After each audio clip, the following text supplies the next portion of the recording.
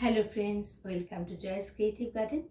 তোমাদের ইটালির block 11টা share করছি, আর এরপরেই করবো ব্লক 12।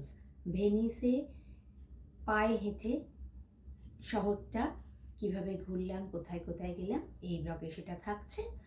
আর লাস্ট ব্লগ যেটা 12 ব্লগ, সেখানে ভেনিস থেকে খুব সুন্দর স্মৃতি এবং ভারাক্রান্ত মন নিয়ে, অবশ্যই ভারাক্রান্ত মন তো হবেই, কোথাও বেড়াতে গেলে যেমন আনন্দ থাকে, ফেরার সময় মনে হয় আবার কবে আসবো। তো 12 ব্লকে থাকছে ভেনিস থেকে কলকাতা ফিরে আসার জার্নিটা। তো তোমরা যারা এখনো সাবস্ক্রাইব করোনি তারা সাবস্ক্রাইব করো, আর যারা দেখছো তাদেরকে অনেক অনেক ধন্যবাদ। সঙ্গে থাকো, অনেক ট্রাভেল ব্লগ পরপর আসছে, একটু ধৈর্য ধরো। আমার চ্যানেলে দেখেছো তুমি অনেক কিছু করি, সেই জন্য ঠিক ঠিক টাইমে হয়তো পর করতে পারি না, কিন্তু আমি করছি খুব শীঘ্রই। সঙ্গে থাকো, দেখতে থাকো। তাহলে এসো আমার সাথে পায়ে হেঁটে ভেনিসটা ঘুরে দেখো। দেখতে দেখতে দুদিন কেটে গেল, আজকে 3rd দিন। এর আগে তোমাদের আমি গন্ডোলা রাইডটা পুরো শেয়ার করেছি। এই দেখো, এখান দিয়েই যারা ট্রেনে করে আসে, এটা হচ্ছে স্টেশন, ট্রেনে করে নেমে ব্রিজ পেরিয়ে ওপারে যেতে হয়। আর ওপারে হাঁটতে হাঁটতে এলেই সমস্ত হোটেল আছে। আমাদের হোটেলটা একদমই গন্ডোলা রাইডের পাশে। তো মনটা আস্তে আস্তে খারাপ হয়ে আসছে, এত সুন্দর ইটালি ঘুরলাম, এবার শেষ হয়ে এলো। তো welcome to my blog, travel blog 11। এরপরে আর একটা ব্লগ তোমাদের শেয়ার করব, তাহলে ইটালি ট্রাভেল ব্লগ শেষ হয়ে যাবে। আর তারপর আমি আবার অন্য ট্রাভেল ব্লগ শুরু করব, তাই একটু ধৈর্য ধরে আমার সঙ্গে থাকো। আমি যেহেতু আমার চ্যানেলের নাম দিয়েছি জয়েস ক্রিয়েটিভ গার্ডেন, সেই জন্য আমি তো শুধু ট্রাভেল ব্লগ নয়, আরও অনেক কিছু শেয়ার করি। যারা আমার সাবস্ক্রাইবার তারা জানে। তো যারা এখনও চ্যানেলটা সাবস্ক্রাইব করোনি, প্লিজ সাবস্ক্রাইব করো, বেল আইকনটা তোমরা ক্লিক করে রাখো। দেখো কি সুন্দর, পুরো শহরটাই এরকম খালের পাশে। তো আজকে তোমাদের আমি তাই পদব্রজে হেঁটে হেঁটে পুরোটা দেখাচ্ছি। পুরো ভিডিওটা প্রথম থেকে শেষ অবধি দেখো। এই সমস্ত খালটায় ছোট ছোট ওভারব্রিজ করা আছে। সেই ব্রিজগুলো হেঁটে এক প্রান্ত থেকে আর এক প্রান্তে গেলেই বিভিন্ন রকমের চার্চ, বাড়ি, রাস্তা, হোটেল, অপূর্ব অপূর্ব বলে বোঝাতে পারবো না। আর ভীষণ শান্তির জায়গা, এত ভালো আমার লেগেছে।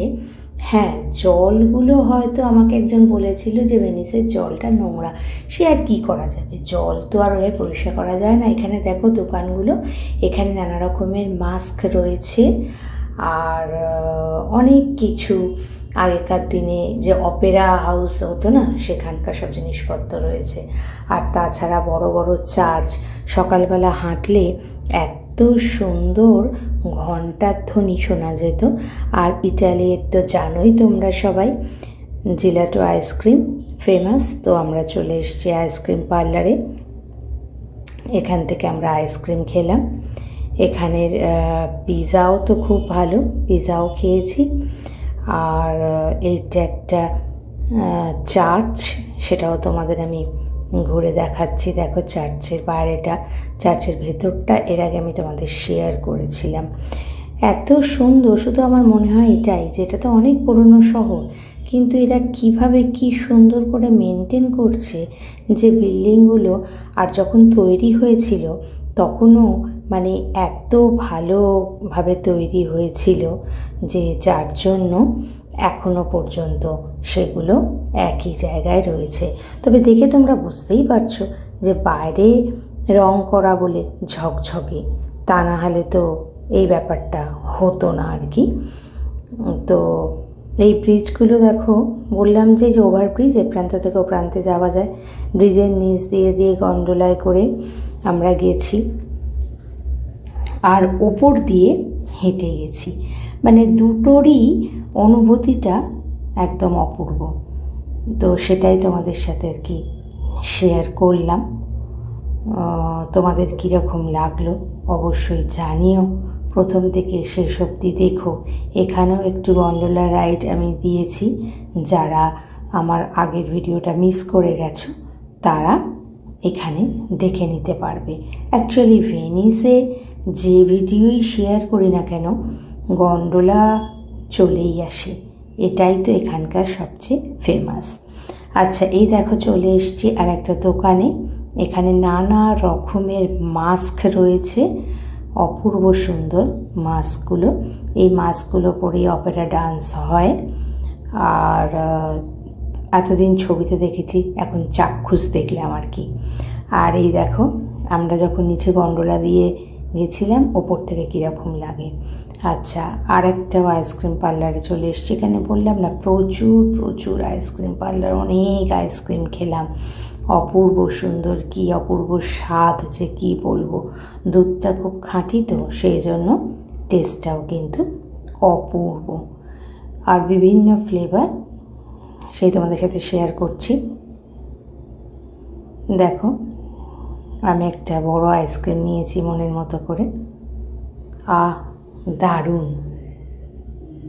মেয়ে নিয়েছে একটা অন্য ফ্লেভার, আমি নিয়েছি অন্য ফ্লেভার। এখানে যত রকম আইসক্রিম খেয়েছি সবটাই তোমাদের সাথে শেয়ার করলাম। বিভিন্ন আইসক্রিম বিভিন্ন রকমভাবে খেয়েছি, কিন্তু এই ভিডিওয় তোমাদের আমি শেয়ার করছি ওখানকার আইসক্রিমের সব ভিডিওগুলো। তার সাথে তো বিভিন্ন রকম টাটও ছিল, সবই তোমাদের আমি শেয়ার করলাম।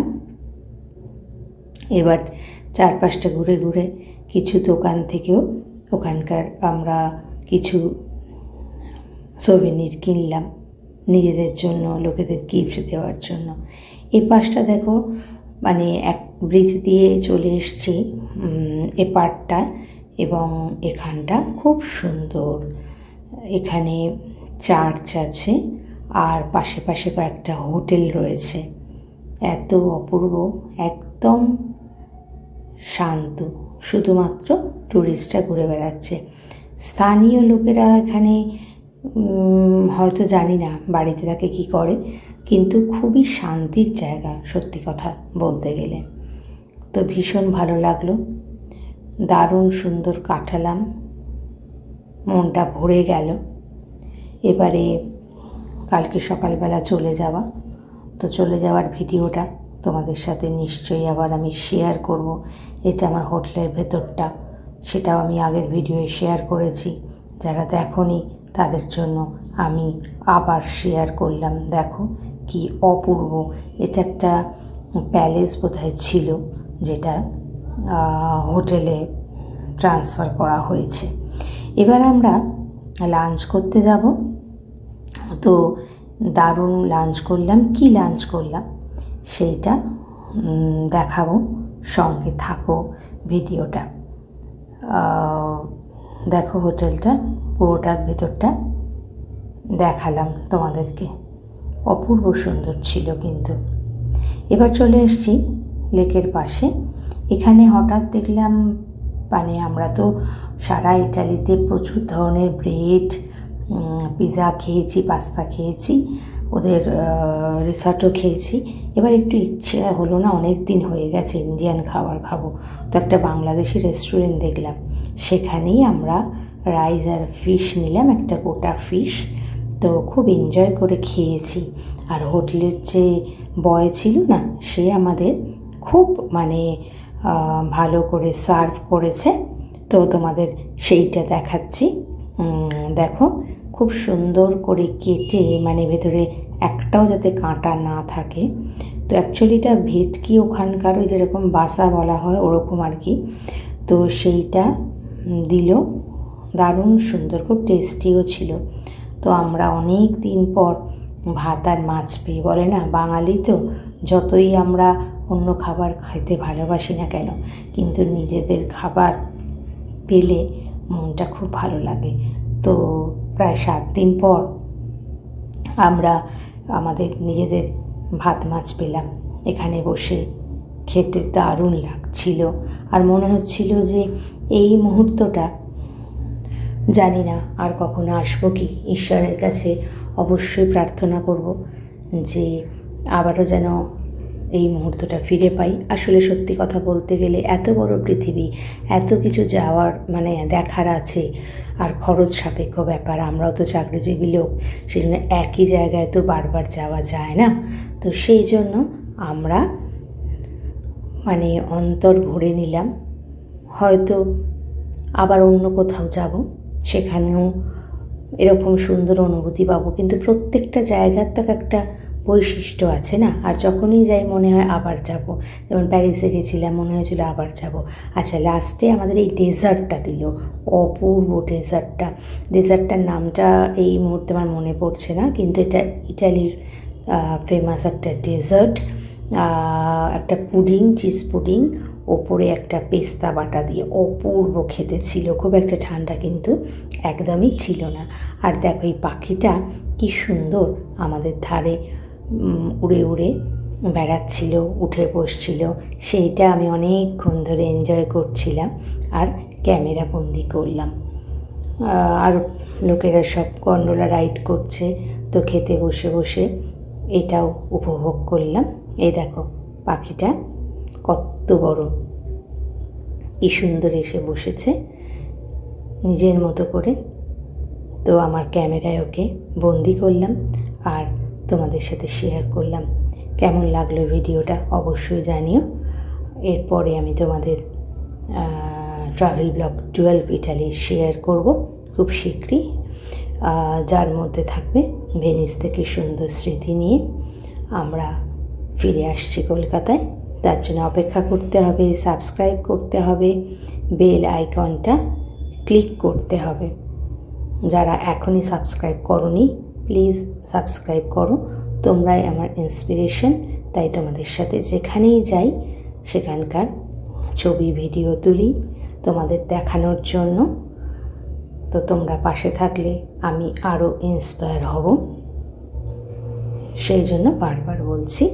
আর যারা সাবস্ক্রাইব করেছো, আমার পাশে আছো, তাদেরকে অনেক অনেক ধন্যবাদ, ভালোবাসা আর শুভরাত্রি। আবার খুব শীঘ্রই আমি আসছি। অবশ্যই আগে ইটালির লাস্ট ব্লগটা নিয়ে আসবো, তারপর নতুন ব্লগ। টাটা, সবাই ভালো থেকো।